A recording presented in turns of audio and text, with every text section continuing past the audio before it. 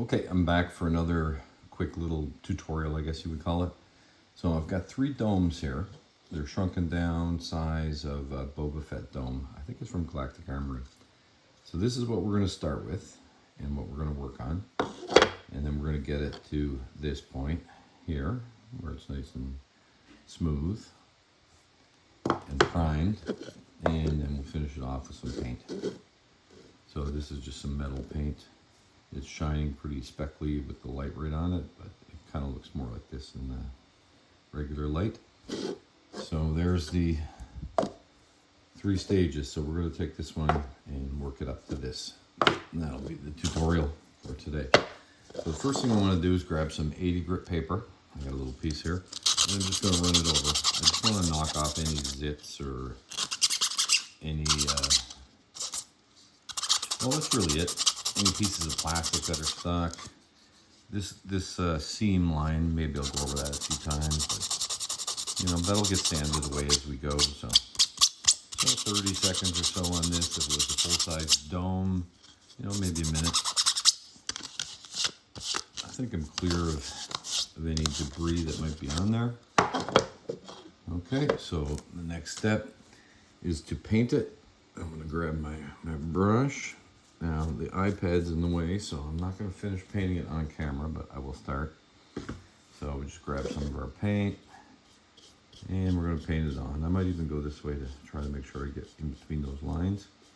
And then at the end, just kind of smooth it out like this. So far, very simple. 80 grit, knock off the plastic. You could even wash it off too if you wanted to. If you didn't want to sand it, just use your hand under a tap. And then I'm going to paint the whole thing. And then when it dries, I'm going to sand it. So I'll probably come back when it's all dried just to show it. So I'm going to go paint this and not force you to watch it. And I'll see you in the next video. Okay, so it looks like my little dome has dried. So I'm going to sand this and then give it some filler primer, a coat or two. And I'll come back after the filler primer's on. But just again to show how easy it is to sand, you just rub the sandpaper across. That easy. So I'm going to sand the whole thing once, then I'll do it again, maybe a 3rd time. You can stay in one area if you want and just keep going till you're down to the depth that you want. But I like to just kind of do the whole thing once easy and twice easy. So it's never really a whole lot of work. So I'm going to take this right down to the PLA. So you'll just see black, white and gray stripes. You'll see white PLA and then you'll see some gray fill-in. And maybe I'll come back after I have it all sanded first. And then I'll go spray it and come back and paint it again. So I'm going to do 2 or 3 rounds on this one. It's got some heavy stepping, so 3 is not unreasonable. I could have tried it in 1. I would have had to build up the paint, nice and thick, a couple of coats, 3 or 4, take longer to dry, and then try to do the perfect sand job, which I can do sometimes now. But because it's so hit or miss, I'd rather just do 2 easy rounds without much work. I'm not in a hurry. Okay, so I'll sand this, and then I'll come back when it's finished sanding. Okay, I'm back. I finished sanding it, and you can see the steps are starting to disappear, and you can see the gray and white lines going across. The white being the PLA, and then the gray where the paint's filled in. So I'm going to go give this a light coat of filler primer twice, or you could do 1 heavy coat if you want. But I'm just going to prime it up. And I'll come back when it's primed and we'll take a look at it. Okay, I just ran back from downstairs. So we have our piece, the primer on. You can see the glare line starting to disappear somewhat. So I'm going to paint this again, let it dry, sand it, and then primer it again. And then I will come back. There's no point in you watching me paint again. And I know this is just a small piece that I'm doing. And it's quick just for the purpose of the video, because I'm also busy doing other things, right? I'm working on this Mandalorian helmet over here for a friend. So I didn't do the ears, but I might clean those up a bit and the cheeks didn't print very good, so I'm going to do that one more time. But the dome and everything's pretty good. So I'll get a nice metal finish on that. And on this one, I might actually, instead of using the metal finish like I did before with this, which is nice, and you could also, probably the recommended way would be to paint it black or gloss black, and then use graphite powder. That's probably the best way to do it. But you have options with the spray paint. There's the metal that I just showed, but I'm going to try chrome on this one when I'm done. Chrome is really, it's a nice finish, but any mistakes will show up. If a little piece of dust lands, you're getting a bump. Like, you can't hide anything with chrome. So that's why I already did this one in metal, so everybody can see, you know, how smooth you can get it. You can get rid of all the layer lines. And of course it won't sparkle quite that much. It's got a light hitting right on it right now. So it does look really good. Again, recommended graphite powder, but this one I think I'm going to go with chrome, and we'll see how perfect this one can look.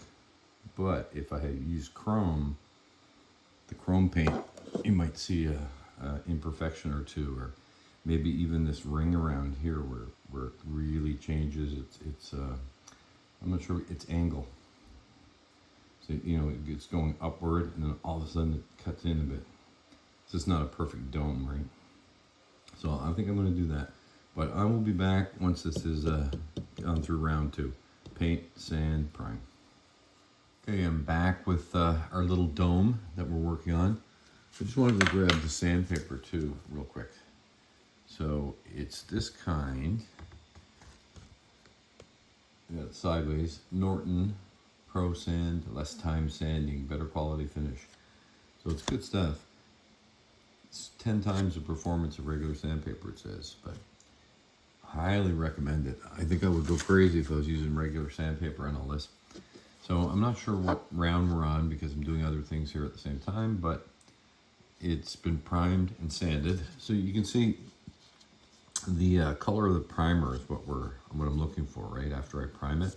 I'm trying to essentially sand off all the paint that I put on, and the stuff that stays, the dark spots you see, are where it's needed to fill in. So it's kind of the goal is to kind of sand off all the paint we put on, right down to the primer.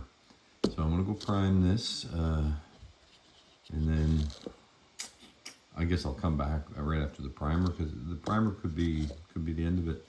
This is feeling pretty smooth, so the primer might actually cover this, and we could be done. I might even do one more round because I want to try the chrome on it, but like the chrome's going to show any little nick, and so I didn't really worry about the bottom edge. I'm kind of just concentrating on showing how the paint works on the dome part. So I'm going to go prime it, and I'll be back after it's dry. So I'm back after priming, and as you can see, it looks really nice and smooth. You should be able to see the outline of the top where it gets more square than domed, which, you know, is fine. That could be how helmets are made, and that is the shape of the helmet.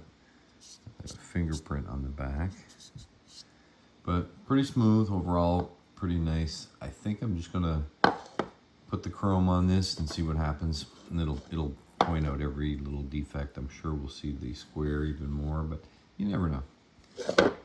So there she is. I don't know what these little marks are, but they're supposed to be there. And it's that easy to smooth things. No toxic chemicals, no Bondo needed, which is, you know, fairly nasty. And no resin, which is toxic. Respirators, no difficult sanding. Just one product. You don't need 10 different steps and different things to do. You can fill gaps with the steps, layer lines. So I think it's something everybody should have on hand. Okay, so we'll hit this with some chrome, come back, and that'll be the end of this little tutorial run through.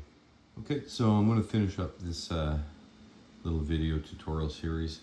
So right here is the primed one that I had. And there was the one which is the silver metal. Pretty shiny. And this is the one that I risked the chrome. I pick it up and show it, but it's not actually dry yet. So I held it from the bottom to bring it up, but once I put it down on the table, I can't get under it again. And I don't feel like getting paint all over my hands, but you can see it's pretty good. Nice and shiny and smooth. I'll try turning off the light for a second and see. So you can see the slight difference without a light shining right on it. So I used a 320 grit paper for the whole thing, sandpaper. I often use 220, but I just didn't happen to have any. So I imagine 220 I could sand a little bit faster, but 320 is fine. You just don't want to use a large grit that's going to leave scratches that even the paint can't cover. So basically minimal sanding, and you let our paint and the filler primer spray do the work for you. It just fills it in. We're not sanding any PLA. And if you make a little mistake somewhere, I can touch this one. Let's go with the one that's not finished. If you make a little mistake somewhere, like let's say this was a mistake, it's not, it's a design, you can just paint over that. You can water down our paint a little bit, and it doesn't take much water to water it down. So if you put too much water, I mean just a couple of drops in a large portion of it, it'll water it down. And then you could just paint right over that. And if you smooth it out nice, you don't even have to sand it. The primer will cover it. It's that thin if you thin it out. So it'll fill the little hole, harden, and you can just primer right over it. If you're worried about it, just take 1,000 grit paper or something or higher and just polish it off a little bit. So that's all I want to say about that. So you can do patchwork, and you can do seams too. Let me see if I can grab a piece here. If I get that on the camera here. So you can see these two pieces of Bo-Katan armor. And there was, there's a large gap, right, where the two pieces meet, and they didn't even meet perfectly, so it wasn't just a gap, it was like overlap. So we just use our paint to fill it in and paint it. So basically you would just paint some of our paint in here and let it dry, and then paint a little bit more. It's easier to do a couple little layers and let it dry rather than put a big thick blotch in. If you fill it up right away, you might think it's dry, but it's still wet in the middle and you just make a mess. So a little bit, paint it again, paint it again. Once it's up to the height of the rest of it, then you just paint the whole piece, right, to cover all the layer lines, and then just sand it and treat it like if it's one piece now. That gap is gone. So that came out pretty good. That was a pretty quick job. And I think that's about all there is to say about it. I mean, this is the only product I use. So I smoothed everything with this. I filled my gaps, I covered layer lines, get rid of stepping. But I mean, you don't have to use it exclusively if you want. Some people like to use resin. I've only used it once, and I'd rather not use it again. It's just too much procedure and hassle. So even if you don't want to use this exclusively, it's probably something good just to have on hand. Just to repair quick things. Like this scope I'm working on right now. I did a scope from, I think it's Galactic Armory's the Jedi Survival Blaster, and it's too tall for my printer, so I had to lay it down. So it just wreaked havoc on it, right? It just made a mess. Here's the top stepping, and there's the bottom where it connected. So it was basically garbage. Nobody would want it. But I've done one round and primed it, and I'm going to do another round, and this should be just as smooth as these helmets are, and save the piece so I can use it. Did a little bit of work in here, but you don't need to do too much in here, I don't think, because there's a piece that goes right in there, so we'll cover that. So it's just this area and this area, so I can easily cover these steps. And it's, a small piece like this takes no time at all, right? Not even 30 seconds to brush on the paint. Another 30 to 45 seconds to sand it, and then you hit it with some primer. So if you have multiple pieces at once, you can really go through them quickly. So I think that's it. I'll leave it there, and hopefully the link to where to purchase some of this paint is in the description if I do it right. And I think I'll just be selling it on my Etsy store. So thanks for watching.